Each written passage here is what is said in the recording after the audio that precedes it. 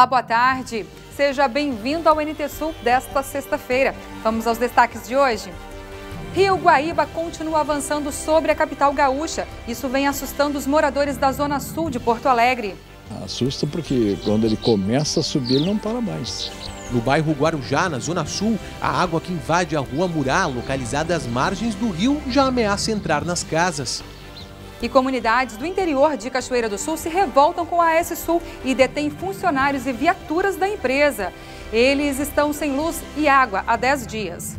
Por aqui, praticamente todas as residências dependem de energia elétrica para o uso da água. Todos os postos são artesianos, dependem da energia elétrica para acionar o motor que puxa a água para a caixa d'água que abastece as casas. Sem isso, todos voltam ao tempo antigo, tem que puxar água do poço, de balde e a base da manivela. E no Outubro Rosa, o Presídio de Cachoeira do Sul promove ações de conscientização sobre o câncer de mama entre as detentas. Para elas, eu acredito que seja bastante gratificante, né? Embora seja um trabalho assim de formiguinha, mas a gente acredita nesse trabalho, né? Porque isso também faz parte do trabalho de ressocialização. E eu recebo o cirurgião plástico Leonardo Teixeira. Falamos sobre reconstrução mamária após um episódio de câncer. E você vai ver também. Hoje tem Divirta-se e você vai conhecer uma trilha de tirar o fôlego. É daqui a pouquinho aqui no NT Sul.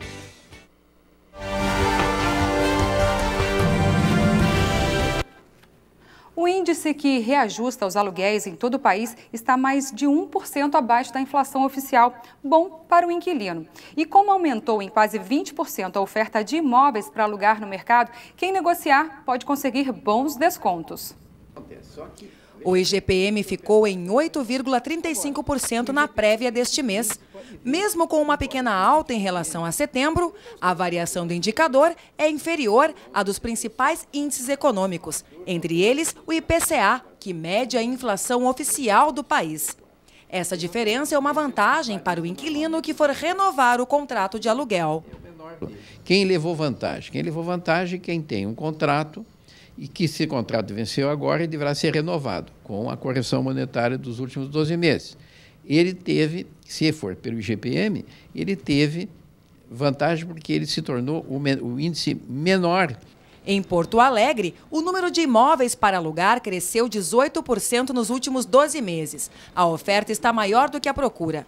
Uma boa oportunidade para quem busca um novo lar ou estabelecimento comercial. E a dica para quem quer pagar menos é simples: tem que negociar. Geralmente, os proprietários deixam na mão da imobiliária, e se a imobiliária muitas vezes tem um cliente interessante e ele chega lá e diz: olha, o aluguel é 1.000, mas eu não posso pagar 1.000, eu posso pagar R$900. Então, a imobiliária liga para o proprietário e diz: temos um cliente assim, assim. Se o proprietário autoriza, é feito por R$900. Mais de 390 milhões de reais em incentivos estão destinados a empresas gaúchas para ampliar a produção da indústria e do comércio. O decreto foi assinado nesta semana pelo governador José Ivo Sartori em cerimônia no Palácio Piratini. 20 empresas vão receber os recursos. Em contrapartida, devem gerar 693 empregos. Este empresário é um dos beneficiados. Além dos investimentos, ele deve contratar mais pessoal. É uma ampliação em duas fases: ampliação na parte de produção de massas e biscoitos e um incremento, um novo investimento na parte que nós não produzimos farinha. Estamos hoje então com um moinho, vamos ter a nossa própria farinha para a produção de massas e biscoitos. Já se pensando no momento de crise que nós estamos atravessando, de fazer uns investimentos. A manutenção de emprego, a ampliação de emprego, que são mais de 600 empregos diretos que vão ser beneficiados. E principalmente na condição de ampliação, então todos esses recursos do financiamento do Fundo Open que hoje está sendo oferecido, são todos eles que estão ampliando seus negócios. Então por isso é importante um efeito cascata positivo, né, principalmente no momento que nós estamos atravessando. Isso é importante e às vezes a crise é o momento certo de fazer esses investimentos. Além do Fundopem, as empresas também terão direito ao Integrar RS, programa do governo do estado que dá incentivo para empresas instaladas em municípios com os mais baixos índices de desenvolvimento. O governador Sartori destacou que os recursos para os dois programas, que ultrapassam 394 milhões de reais, não devem ser vistos como renúncia fiscal, e sim como incentivo ao crescimento. O desenvolvimento regional é uma questão estratégica para o desenvolvimento do estado do Rio Grande do Sul, e quanto mais as regiões forem próximas ou tiverem o mesmo caminho, é bom para a vida dos municípios. A valorização das economias locais e incentivar através do Fundopem e do Integrar é um caminho mais curto para enfrentar as dificuldades, os desafios e para provocar o crescimento econômico. E a seguir você vai ver que mesmo com pouca chuva nesta semana, o nível do Guaíba continua subindo e avança sobre a capital gaúcha. Isso vem assustando os moradores da zona sul de Porto Alegre. Assusta porque quando ele começa a subir, ele não para mais. No bairro Guarujá, na zona sul, a água que invade a rua Murá, localizada às margens do rio, já ameaça entrar nas casas. E aqui em Cachoeira do Sul, comunidades do interior se revoltam com a AS Sul e detêm funcionários e viaturas da empresa. Eles estão sem luz e água há 10 dias. Por aqui, praticamente todas as residências dependem de energia elétrica para o uso da água. Todos os postos são artesianos, dependem da energia elétrica para acionar o motor que puxa a água para a caixa d'água que abastece as casas. Sem isso, todos voltam ao tempo antigo, ter que puxar água do poço, de balde e a base da manivela. E depois do intervalo tem ainda o quadro Vida Animal. Hoje, aqui no Zoológico Municipal de Cachoeira do Sul, eu vou apresentar para vocês o macaco prego, também conhecido como mico, o macaco mais inteligente da América.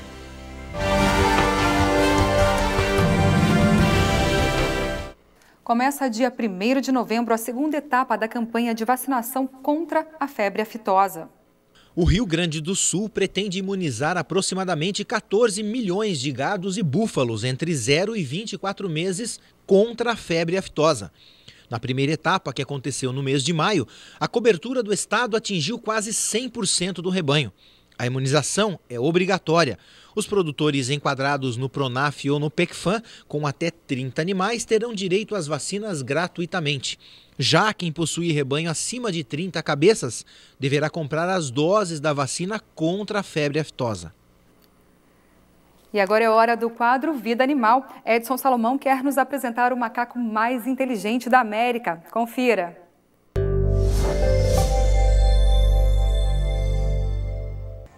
Hoje, aqui no Zoológico Municipal de Cachoeira do Sul, eu vou apresentar para vocês o macaco prego, também conhecido como mico.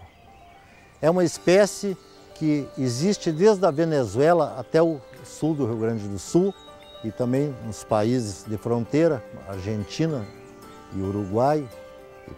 E é uma espécie assim que muito importante para a pesquisa. É uma espécie que é largamente utilizada em pesquisa e estão estudando muito também o seu comportamento, porque é considerada o macaco prego o macaco mais inteligente da América, porque eles utilizam ferramentas, assim como o homem primitivo usava pedras, varetas. Esses macacos eles estão estudando e estão notando assim que eles utilizam pedras para quebrar coquinho, eles utilizam pedras para fazer tipo enxada, para cavocar e acharem raízes para se alimentar, e também sondas, varetinhas que eles enfiam em buracos para desentocar lagartos, lagartixas e também aranhas buraqueiras, que eles fazem furinhos e tiram as aranhas e se alimentam delas. Então o macaco prego, ele foi muito perseguido, ele era abatido e hoje ele está assim muito difícil de ser observado diretamente na natureza, porque esse macaquinho simplesmente o pessoal mata por matar. É um macaco muito inteligente e, como eu falei, esses trabalhos que estão fazendo, estudando o comportamento deles, pelo fato de utilizarem ferramentas, demonstra essa comparação com o homem primitivo, que também começaram a usar essas ferramentas da mesma forma, para conseguir alimentos. Eles têm o dorso, uma coloração mais escura, o peito um pouquinho mais claro, e tem um tupete. Esse tupete é típico do macaco prego, né? Do mico, que é o que caracteriza ele. Então é muito fácil de se saber que espécie de macaco é por esse tupete grande que ele tem. Nós temos aqui no Rio Grande do Sul locais que ainda existem em bastante quantidade, principalmente na nossa região aqui, subindo a serra em direção em Agudo. E lá em Agudo, uma senhora, uma professora, a Solange, salvou um macaquinho desses que ia ser morto, ia ser atacado por cães. Então ligaram para ela, porque ela é uma protetora dos animais silvestres, e ela foi até essa localidade e estava um macaquinho numa árvore embaixo e os cães tudo em volta querendo pegar. Possivelmente a mãe foi morta por caçadores e ela pegou esse macaquinho e começou a criar. Então ela me ligou, veio até a Cachoeira para viajar. Eu já alertei ela, e ela também já sabia disso, que tem que ter autorização. A gente não pode criar animais silvestres em casa, porque além de transmitir doenças, é proibido por lei. Porque o tráfico de animais silvestres é uma realidade muito grande e de cada 10 animais capturados da natureza, apenas um sobrevive. Então, o que ela fez? Ela ligou para a Patrã de Cachoeira não atende Agudo, é Santa Maria que atende Agudo, e ela acabou não conseguindo contato com a Patrã lá de Santa Maria, aí entrou em contato diretamente com a promotora de justiça, que deu um documento para ela, para que ela pudesse trazer esse macaquinho até a minha clínica para ser medicado. Então, desde pequenininho ele foi medicado, periodicamente ele vem aqui e já tem um acordo para agora ele vai ser encaminhado através da Patrã para uma instituição que possa acolher esse animal. Então ele está fazendo o maior sucesso nessa residência, porque o comportamento dele é fantástico, é um animal muito inteligente e por ele ser muito inteligente, muitas pessoas utilizam esse animal como animal de estimação, contrariando a lei e também colocando em risco a saúde dos seus familiares. No nosso zoológico, nós tivemos casos pitorescos, né, fantásticos, porque nós fizemos aqui esse trabalho assim, de enriquecimento ambiental, e um dia um ratinho branco passou para o recinto dos macacos. Se eu contar isso, muitas pessoas às vezes não acreditam. Os macacos pegaram o ratinho branco e levaram para cima na casinha deles e ficaram por muito tempo criando e levando alimento para o ratinho branco. Uma coisa muito legal que eu saiba não tem registro disso. E infelizmente nós não filmamos. Até que um dia o ratinho fugiu, foi para outro recinto e acabou sendo morto por um graxaim. Mas foi uma coisa muito, muito interessante de ver os macacos brincando com o ratinho branco e cuidando, levando alimento para ele até lá em cima, onde que tem o local onde que eles posam. Então o macaco é um semeador de florestas. O macaco se alimenta de frutos e ele, através das fezes, através do transporte, ele consegue levar sementes e ajuda no reflorestamento. Então isso é muito importante porque os macacos ajudam a reflorestar essas matas que infelizmente a cada dia estão diminuindo pela ganância do homem em querer aproveitar ao máximo madeira, desmatar para plantar. E isso é uma coisa que nós já estamos sentindo na pele as consequências. Então eu convido vocês, quando passarem por Cachoeira, os próprios cachoeirenses, um sábado de tarde ou um domingo, que queiram fazer um passeio, venham conhecer essa espécie belíssima da natureza que, quem sabe, se não tomarmos providência, daqui a um tempo vocês vão conhecer só através de fotografias. Uma boa tarde para vocês e até a próxima.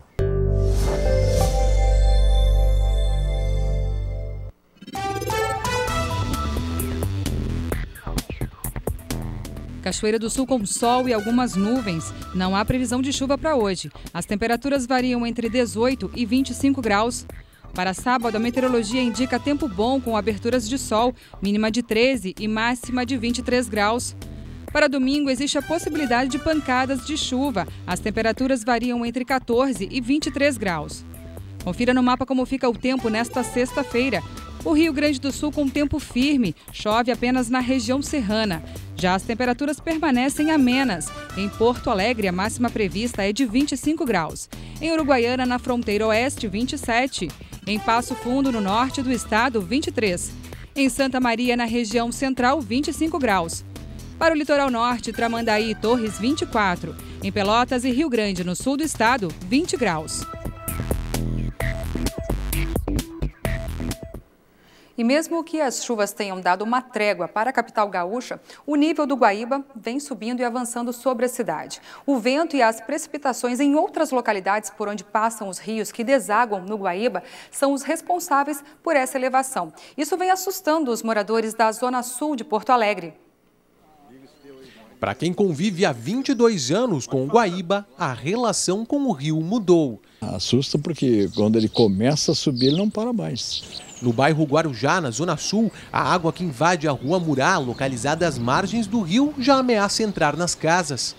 E nós vamos desmatando, nós vamos assoreando o Guaíba, vamos botando água para cima. E aí acontece, a natureza vem reclamar o que é dela, né? E nós mesmos estamos fazendo isso. Por volta das 7 horas desta manhã, a régua que mede o nível do rio no Cais Mauá marcava 2,70 metros, 24 centímetros a menos do que o pico do último sábado, que entrou para a história como a maior marca em 74 anos. A preocupação das autoridades agora é que a chuva prevista para o resto da semana aumente o nível do Guaíba e traga ainda mais transtornos para a população, que já quebra a cabeça para sair desse caos. Agora não sei o que eu vou fazer, né? Tô ilhada aqui, não tem solução isso aí, né? Em função do nível das águas, o Guaíba também invadiu parte do centro de treinamento do Inter. São vários prejuízos por um lado e lucro por outro. As enchentes no estado aqueceram um setor da economia. O comércio de materiais de construção cresceu quase 1% nas últimas semanas. Telhas, vidros e lonas passaram a ser itens muito procurados para consertar os estragos provocados pelo tempo. Não são só os moradores das áreas próximas ao Guaíba que sofrem com os efeitos do clima. Mesmo quem mora no centro da capital teve prejuízos e até correu riscos, como neste prédio onde parte do reboco se soltou com a chuva. Os problemas têm se transformado em lucro para os comerciantes. Nesta ferragem, o estoque de mantas asfálticas, lonas e telhas acabou. E não foram apenas os moradores da vizinhança que levaram os produtos. Gente da região metropolitana e também do interior. De Cachoeirinha, Rio Pardo e Alvorada. Os prédios altos do centro da capital sofreram com os vidros quebrados. Nesta vidraçaria, o movimento aumentou 80%. Até quem tinha vidro temperado, que é 20 vezes mais forte que o comum, precisou trocar as vidraças. E os vidros temperados, às vezes, também são vidros muito altos, né? E devido à furação, com a força do vento, às vezes não resiste. E após 10 dias sem energia elétrica, comunidades do interior de Cachoeira do Sul se revoltam com a AS Sul e detêm equipes da concessionária. Aconteceu em Capão da Cruz e também na localidade de Água Morna. Seu José mostra o telhado do galpão perfurado pelo granizo. Mostra a pilha de roupa suja que não pode ser lavada por falta de água. Mostra também dentro de casa. A geladeira e o freezer com cheiro de azedo e sujo de resíduos dos alimentos que se perderam por falta de refrigeração. Dos últimos 10 dias tem sido assim na casa do seu José e de cerca de 20 famílias de Água Morna. Depois do temporal, todos ficaram sem energia elétrica e por isso também estão sem água. Por aqui, praticamente todas as residências dependem de energia elétrica para o uso da água. Todos os postos são artesianos, dependem da energia elétrica para acionar o motor que puxa a água para a caixa d'água que abastece as casas. Sem isso, todos voltam ao tempo antigo, ter que puxar água do poço, de balde e a base da manivela. Eu puxo água ali quando posso, quando não posso, aquele ali me tira água para mim. A guria chama, me tira água e é assim. Bem difícil. Eu tenho que carregar água, se não é os filhos me carregar água, eu fico sem nada. Carrego até para lavar roupa, para limpar a casa. Aí eles que me carregam a aguinha para mim. Temos aí sem água, sem luz, pessoas com idade, crianças, né? Pessoas deficientes, que nem nós temos aí no bairro. E eles não querem nem saber, né? A gente precisando aí, ataca as viaturas, eles nem param. Eles nem param. Quando param é para mentir para a gente, que estão vindo no outro dia, ou já vem vindo outra, especialmente, aqui a água morna já está vindo outra. E a gente fica esperando aí, ó, na situação que nós temos aí. O pessoal da SU já avaliou a situação de vocês, já prometeu reparo? Prometeu, só que não aparece ninguém. Cansados da situação, os moradores decidiram atrair a atenção da SSU, retendo um funcionário e uma viatura da concessionária. O técnico em segurança no trabalho, que não quis se identificar, passava no local ao acaso procurando pelas equipes quando foi detido. Dona Thelma está revoltada com os canais de atendimento da concessionária e, por isso, defende a atitude do grupo. Ligo de meia em meia hora, mas de 3 em 3 horas nós estamos aí. E essas 3 horas, 10 dias não chegou. Não chegou a 3 horas em 10 dias. Nós estamos esperando as 3 horas. Aí vocês decidiram radicalizar? Sim, nós resolvemos, senão não vamos ficar esquecidos pro resto da vida. Porque até ali tem luz, dali tem luz, como é que nós no meio aqui não temos? Eles vão vir aqui por causa de nós, não vem nunca mais se ninguém fizer nada. É para chamar atenção mesmo? É para chamar atenção mesmo. Na última terça-feira, fato semelhante aconteceu em Capão da Cruz, quando uma equipe da SSU foi retida pelos moradores das 7 horas da noite até cerca de 1h30 da madrugada. O Alexandre e a Ana, que hoje apoiam o protesto de Água Morna, onde tem familiares, estavam lá. Movimento de momento, e aí já veio uma caminhoneta, a gente parou os caras, não tinha nada a ver com isso, porque eles não são de Cachoeira, né? Mas daí o Giovanni resolveu aparecer e a gente até disse que liberava os caras, e o Giovanni se prontificou a ficar ali no lugar dos caras com nós, até que viesse o caminhão no outro dia para ligar a rede. E ele percorreu toda a rede com meu tio, e aí viu que tinha um poste caído, a gente liberou todo mundo e no outro dia, 7h30 da manhã, estava na paineira para vir a nossa luz. Logo depois das 3 horas da tarde, a Brigada Militar chegou no local. Os moradores explicaram a situação e se justificaram para os policiais, argumentando que somente querem o retorno da luz. A Brigada Militar foi a primeira a chegar aqui no local e nós estamos acompanhando a situação e quase 1 hora depois, ninguém da SSU ainda havia aparecido por aqui. O vereador Marcelinho acompanhou os 2 protestos e disse que há sim motivos para esse tipo de manifestação. Olha, o pessoal está se revoltando no interior, o motivo da demora da arrumação das luzes, dos postes caídos. Por quê? 10 dias sem luz. É terrível. Existe aqui no interior mini usinas, existe pessoal que tem remédio dentro de casa, dentro das próprias geladeiras que utilizam, entendeu? Energia. E não tem como, o pessoal está revoltado, porque você para bem para pensar, a gente paga a bandeira vermelha para o dinheiro subir lá para cima para pagar as energias de outros. Essa estratégia de reter funcionários e equipes da SSU não pode ser uma estratégia perigosa? Eu até concordo que sim, mas o que acontece? Eles cansaram de ir na S, pedir apoio. Vamos lá, liga a luz. E eles estão sempre rolando. Até nem número de telefone estão atendendo mais. Tá? Por exemplo, o 0800 liga, cai direto lá em Porto Alegre. Até passar para Cachoeira, a gente precisaria de uma central em nossa cidade. Cidade com 85 mil habitantes, era para ter uma central da SSU. E o povo se revoltou, diz assim, olha, nós vamos reter não os funcionários, sim a viatura, para a viatura ficar aí, para eles fazerem até sair feito o serviço que estão precisando. Transparência, uma satisfação pode não resolver o problema, mas com certeza adia um pouquinho, não é? Bom, e segundo informações dos moradores, os representantes da SSU somente chegaram ao local no final da tarde de ontem. E por volta das 7 da noite, uma equipe já trabalhava no local consertando a rede. Precisou a mobilização da população, não é mesmo? Bom, gente, a gente faz um intervalo agora e na volta você vai ver. Hoje tem Divirta-se e você vai conhecer uma trilha de tirar o fôlego. É daqui a pouquinho aqui no NT Sul. E no Outubro Rosa, o Presídio de Cachoeira do Sul promove ações de conscientização sobre o câncer de mama entre as detentas. Para elas, eu acredito que seja bastante gratificante, né?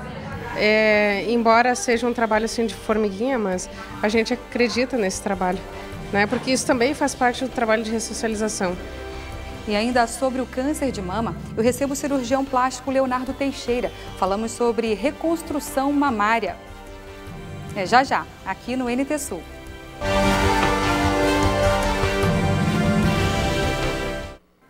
Acontece neste sábado, dia 24 de outubro, a partir das 11 horas da noite, a escolha da Rainha dos Comerciários de Cachoeira do Sul.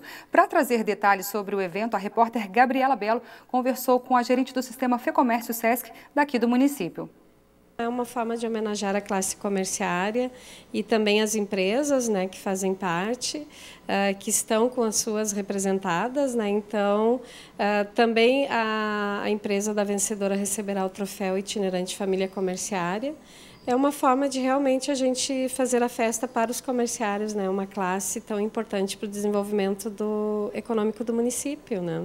A rainha escolhida também, né, receberá um prêmio aqui do Sesc. Sim, a rainha receberá como premiação um final de semana com acompanhante em um dos hotéis do Sesc, a escolha dela, e também R$500 em dinheiro e um curso do Senac, além de brindes, né, dos apoiadores. As princesas também? As princesas também receberão um valor em dinheiro de R$250 e todas elas receberão um mês de academia também para poder desfrutar também dos benefícios que o Sesc oferece. A festa ocorre, né, no sábado, qual horário, como é que funciona? Quantas são as candidatas, gerente? Sim, hoje nós temos 7 candidatas que irão participar do concurso. Será na Sociedade Rio Branco, às 23 horas. Então, estão todos convidados para prestigiar, inclusive porque nós teremos, né, um show no intervalo da orquestra Big Band Show de Candelária, que apresentará covers de Tim Maia, Michael Jackson, variados estilos, né, para divertir e entreter, né, todas as pessoas que participarem do evento. Há tempo para inscrições, as inscrições já encerraram, as candidatas já estão sendo escolhidas. Como que são as provas? Na verdade, nós temos já 7 candidatas. Ainda é tempo, porque amanhã terá o primeiro ensaio, então ainda, né, se tiverem empresas interessadas, podem ainda entrar. E no dia terá uma entrevista, né, com os jurados, em que elas serão avaliadas, né, por alguns requisitos, né, como desfile, desenvoltura, né, beleza, enfim, alguns quesitos, né, que são normais nesse tipo de concurso, e também conhecimento sobre a cidade, sobre as empresas que elas representam, né? Então, mas o principal mesmo é essa vontade, né, de querer representar a classe comerciária. Isso é super importante, né? A simpatia, enfim, que depois representará por um ano, né, a classe comerciária, os organizadores, enfim. Então, é um concurso que a gente acha muito importante, né? Acontece anualmente. E vamos, né, valorizar e mostrar, né, que essa classe, né, é forte, né, e que é muito importante para o nosso município. Afinal de contas, as meninas candidatas têm que ter essa responsabilidade, que elas vão representar os comerciários aqui no município durante o período de 1 ano. Com certeza. Elas serão, né, na verdade, a cara da classe comerciária. Nós sempre tivemos, até o presente momento, grandes representantes, né, dessa classe que representaram muito bem. E nós temos também uma preparadora, né, que é a Rosemary Moraes. Ela prepara para todos os concursos do município, e é um grande ensinamento também de tudo que elas vivenciarão, né, que irá para toda a vida delas, né, diária, na empresa, com os clientes. Enfim, eu acredito que é muito importante na vida delas, e também para os organizadores e para as empresas representadas, né, para a corte que será eleita neste ano. Obrigada pelas informações e desejamos, claro, uma boa festa no próximo sábado, gerente. Obrigada pelo apoio, né, nessa divulgação, e convidamos a todos, né, que participem. Será um grande momento, não só para prestigiar, né, e apoiar essas candidatas e suas empresas, mas também para poder ver esse grande show que terá no intervalo, né, que o Sesc e os seus apoiadores e realizadores, como o Sindilós Vale do Jacuí, Sindicato dos Comerciários, trazem, né, para oportunizar, né, e vivenciar também a cultura, né, num momento tão importante para a classe comerciária. Muito importante, realmente. Lembrando ainda que os ingressos estão disponíveis com as candidatas. Sim, estão disponíveis com as candidatas e também à venda aqui no Sesc, e antecipados, né, com valor com desconto até sábado ao meio-dia aqui no Sesc, depois somente lá na hora. Obrigada. Darcy, voltamos com você no estúdio. Tá certo, obrigada, Gabi.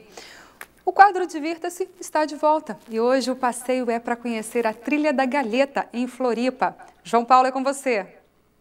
É isso aí, Darcy. O Divirta-se está de volta e nós continuamos nossa caminhada em direção aos melhores pontos turísticos do Brasil. Hoje, nós vamos até Florianópolis, conhecer uma das vistas mais lindas e apreciadas pelos visitantes, a Trilha da Galheta. É agora aqui no Divirta-se.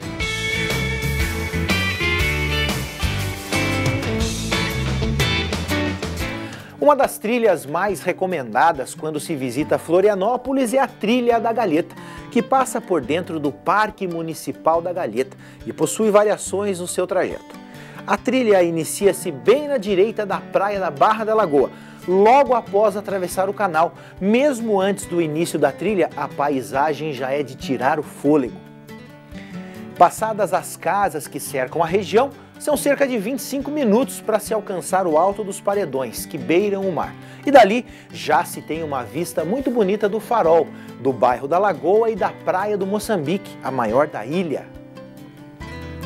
Depois de se deliciar com a bela paisagem que a natureza nos proporciona, é hora de começar a descida, que é mais fácil. Dali, cerca de 1 quilômetro até chegarmos à Praia da Galheta. Já esta praia fica próxima à Praia Mole e por isso o movimento de pessoas é muito grande. Atravessa-se então a Praia da Galheta e uma pequena área de rochas planas e muito fáceis de passar para chegarmos a uma das praias mais badaladas do sul da ilha, a Praia Mole, que conta com algumas boas ações de bares e restaurantes. O local possui diversas trilhas e é possível, por exemplo, começar do bairro Fortaleza da Barra e dali subir direto à Praia da Pedra, com o visual do alto, e então seguir em direção à Galheta, ou, se você quiser, em direção à Barra da Lagoa. Outra opção é começar pela Barra da Lagoa e ir em direção ao Farol, e de lá seguir para a Pedra. Enfim, analise o seu tempo e sua inspiração e decida que trilha fazer. Mas uma parada verdadeiramente é obrigatória: a Pedra do Alto do Parque Municipal da Galheta, uma das melhores vistas de Florianópolis. É isso aí, pessoal. Dá uma passada por nossas redes sociais, curta a nossa página no Facebook e deixe o seu recadinho no WhatsApp. Um abraço para você, até a semana que vem. Tchau!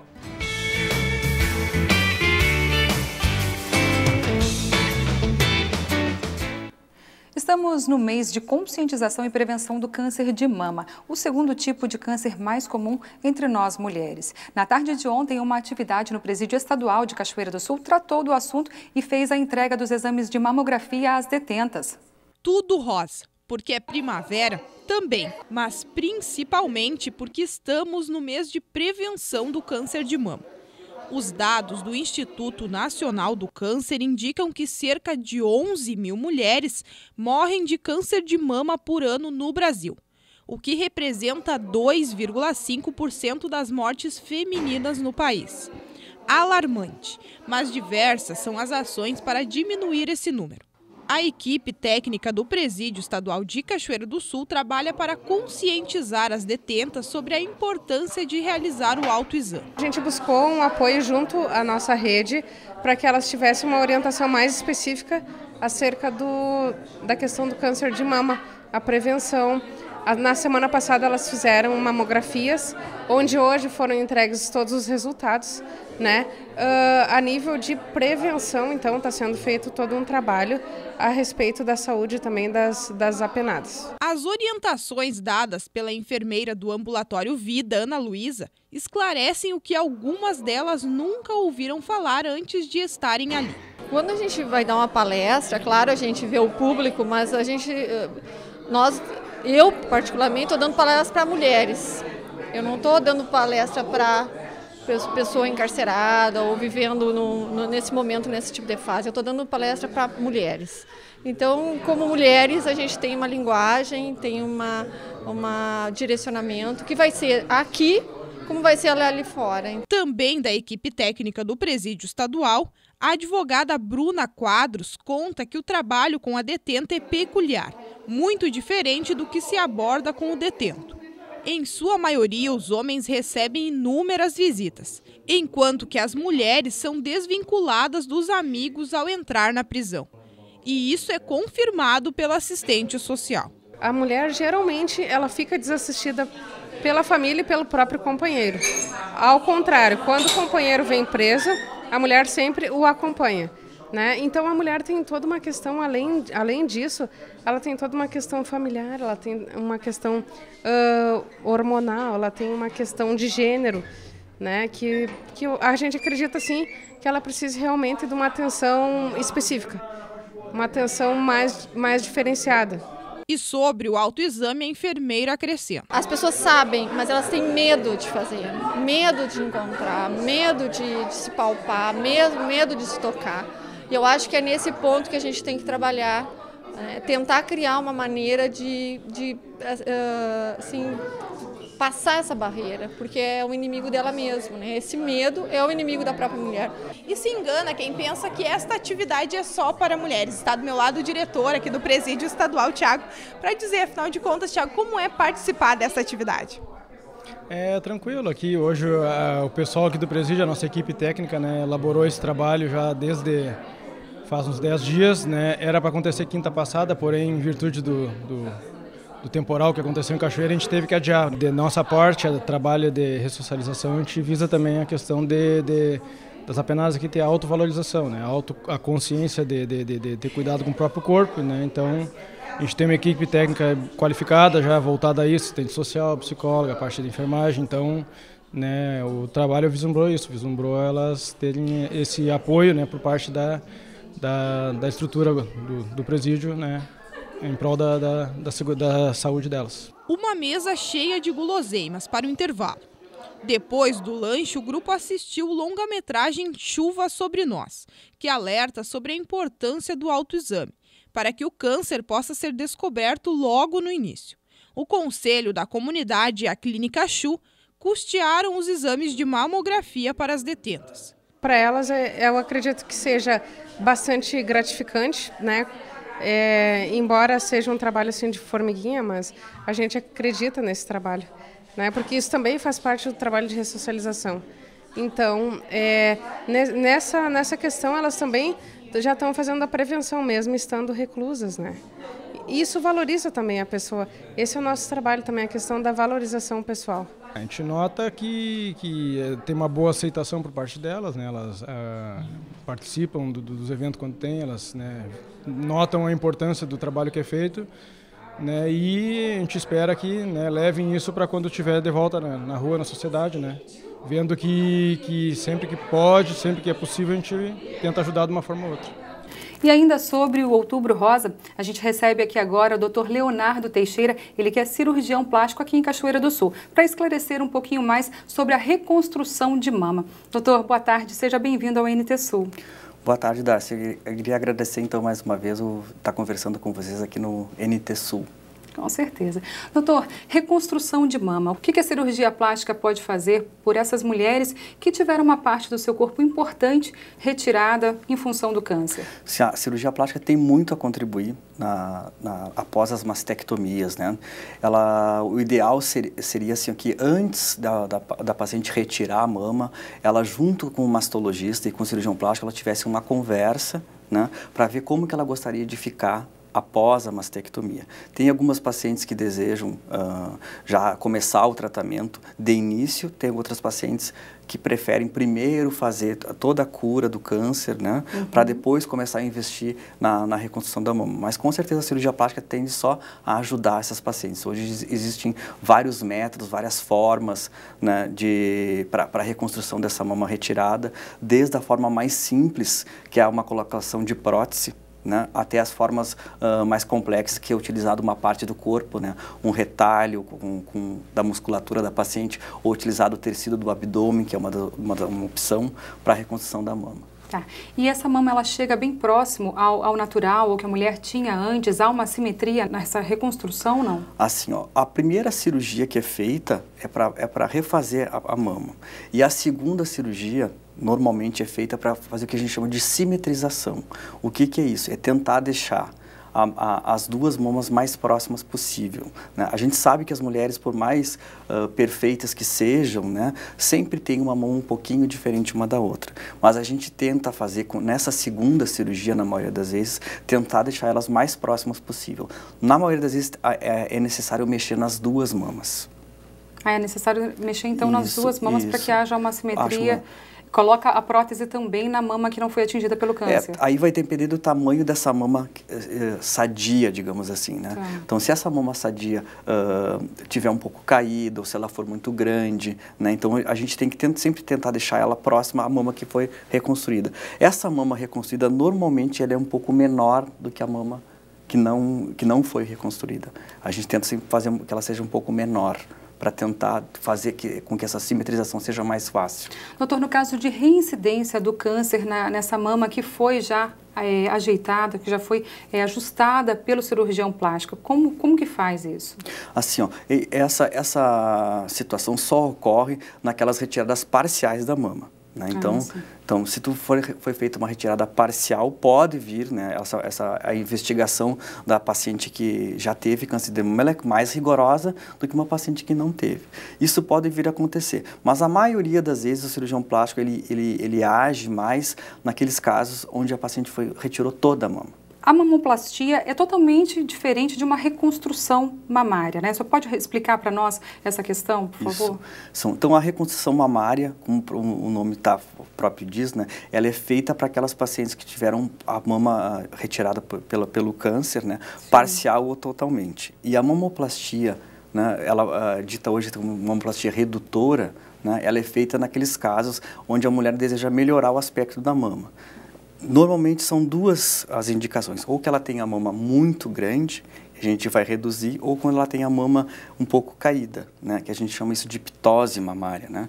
Nesse caso, tu pode utilizar uma prótese para tentar preencher essa mama, né. Até é uma certa controvérsia, muitas vezes as pessoas têm um pouco de dificuldade de entender. Quando a mama é grande e eu vou reduzir ela, eu posso utilizar esse próprio tecido da mama e colocá-la no lugar. Não precisa de uma prótese. Não precisa de uma prótese. Agora, quando ela não tem quase nada e tem muito excesso de pele, o ideal é que a gente coloque uma prótese, né, para conseguir chegar no volume que essa paciente deseja.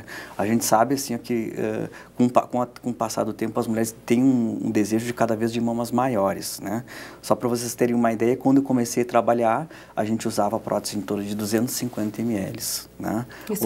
Hoje em dia já é 300, 325, já tem pacientes chegando no consultório pedindo já que a gente coloque uma prótese de 400 ml. Aí é uma coisa meio complicada, porque o tamanho da prótese vai muito em função do diâmetro do tórax, né? E não do tamanho da... Exatamente. Se tu colocar uma prótese muito grande de uma paciente que tem 20 e poucos anos, essa paciente vai amamentar, né? Essa mama vai pesar e futuramente ela vai ter que fazer uma mamoplastia. Se tu colocas uma prótese pequena, ela pode amamentar, ter os filhos e depois só trocar por uma prótese maior.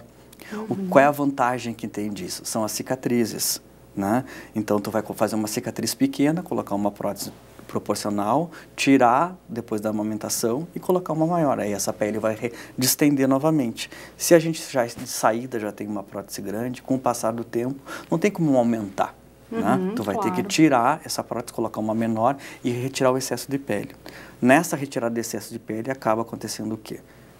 Mais cicatrizes. Sim, sem dúvida. Doutor, e quanto à segurança de uma prótese mamária? A gente já ouviu falar de encapsulamento, né, da prótese, de ter que trocar depois de um certo período. Isso ainda acontece? A gente precisa ainda trocar a prótese mamária de 10 em 10 anos? Como que é isso? A prótese ela é um corpo estranho no organismo, né? Então, assim, ó, é como uma prótese de quadril, uma prótese de joelho que todo mundo coloca. É o risco que tu corre, é como de qualquer outra prótese. Então, quais são os riscos comuns? Infecção, certo? E a rejeição da prótese. Né? A rejeição hoje é em torno de 0,1%, é muito baixa. Né? Em relação à troca da prótese, as empresas hoje elas estão dando aí em torno de uma garantia de 10 anos. O paciente confunde isso, a garantia, com período de duração.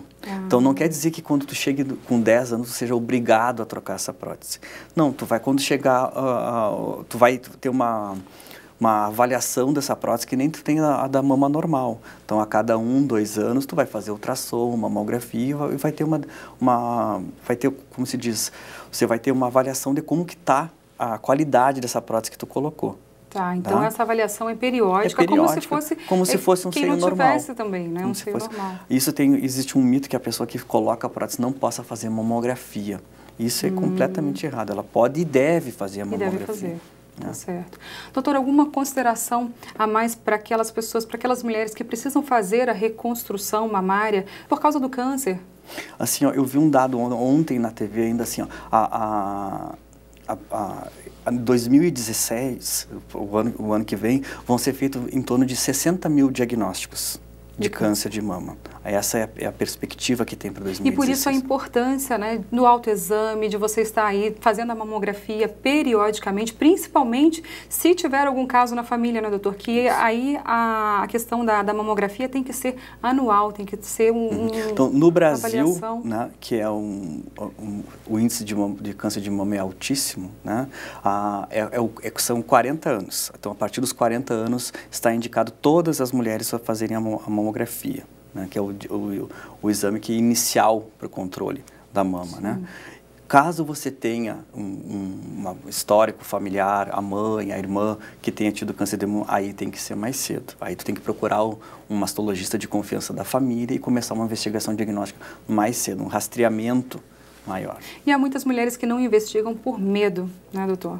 Sim, quando tu tem é uma doença complicada, né? Sim. Então, quando tu tem um familiar, alguém que tem assim, a pessoa já tem medo de fazer. E é bem pelo contrário, aí que você deve procurar. Quanto mais cedo tu fizer o diagnóstico, mais fácil vai ser tu eliminar e caso tenha que reconstruir, mais fácil para o cirurgião trabalhar. Quanto mais cedo o diagnóstico, mais fácil tanto para a mulher quanto para quem vai tratar. E nesse diagnóstico precoce, a gente pode dizer que há cura disso aí? Claro que tem que ter um acompanhamento, né, de tempos em tempos, mas há uma qualidade de vida depois do câncer de mama? Sim, com certeza. Assim, ó, o que mais a gente tem visto atualmente hoje é isso aí. Mulheres que procuram cedo o mastologista, conversa com o cirurgião plástico e consegue a cura do câncer de mama. É uma doença curável, desde que seja pego no início, né? E a cirurgia plástica vem para agregar isso aí, trazer a autoestima da mulher depois dessa... Isso, como eu falei anteriormente, tem o arsenal da cirurgia plástica para a reconstrução da mama é muito grande. Então, a gente pode usar os tecidos do abdômen, o músculo das costas, colocar a prótese, colocar o expansor e depois a prótese, caso seja necessário. Então, a medicina hoje está muito avançada nessa área, então as mulheres têm que procurar aí os seus direitos, né? Porque, na verdade, hoje o Sistema Único de Saúde é obrigado a arcar com esse custo para fazer as reconstruções. Com certeza. Doutor, muito obrigada pela sua participação aqui no NT Sul. Certo. Obrigado, Darcy. Quando precisar, então, estamos à disposição do canal NT Sul. Com certeza. Nós também estamos à disposição de mais informações para o nosso público. Bom, nós ficamos por aqui. Obrigada pela sua companhia, viu? Uma boa tarde para você. Tchau!